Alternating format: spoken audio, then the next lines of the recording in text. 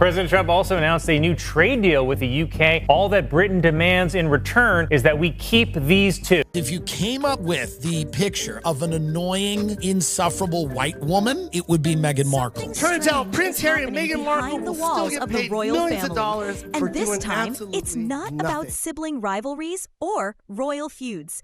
It's about the children. Archie and Lilibet, the two young faces that have been used to promote the Sussexes' brand of freedom, authenticity, and motherhood, are now at the center of one of the most explosive royal scandals in recent history. According to royal biographers, Tom Bower and Lady Colin Campbell, there's more fiction than fact in the stories we've been told, and what they've uncovered, it could shake the very foundations of royal legitimacy.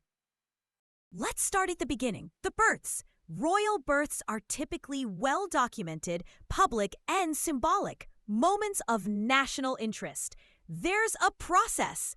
Vetted doctors, security protocols, press briefings, and even that iconic hospital step photo op.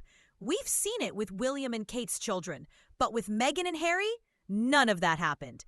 Instead, there was silence, confusion, and a highly sanitized press release that raised more questions than answers. No photo op outside the hospital. No visible medical team. No hospital confirmation. Just nothing. Tom Bower and Lady C say that wasn't a coincidence. It was strategy.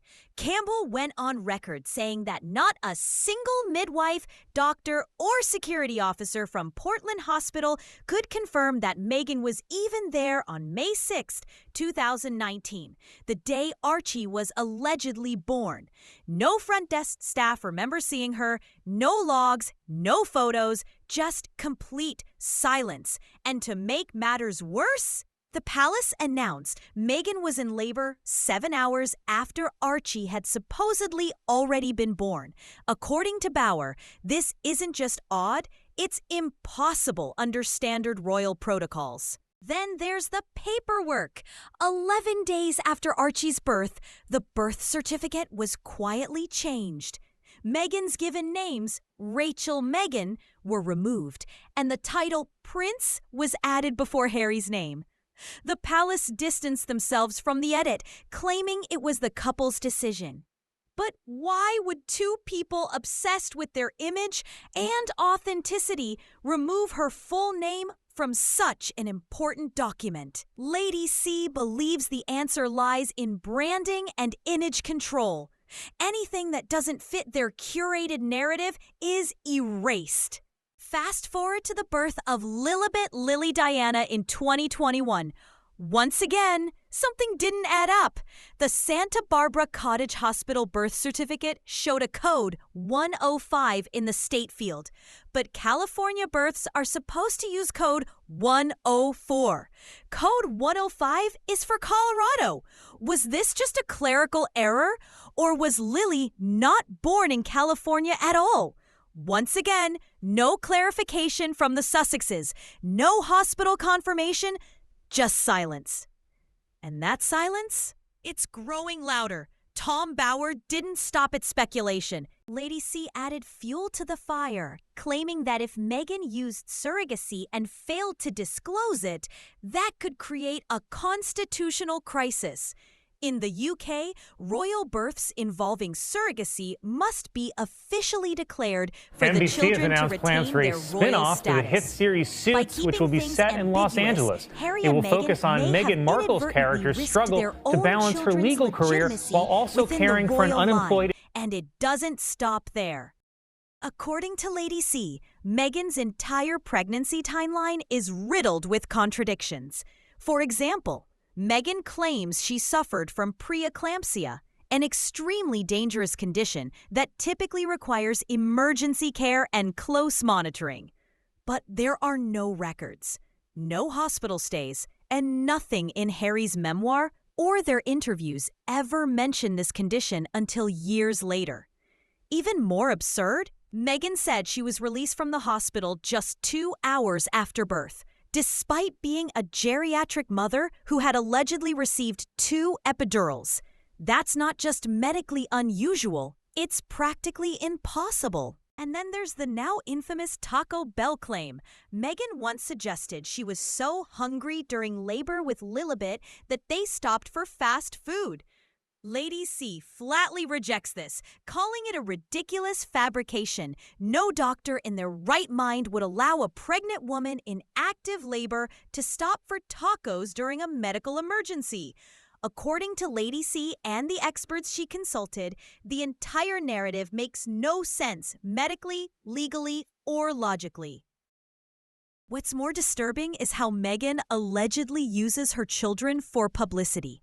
Lady C paints a picture of a woman who stages photo ops, holding Archie or Lilibet just long enough for a photo before handing them back to nannies.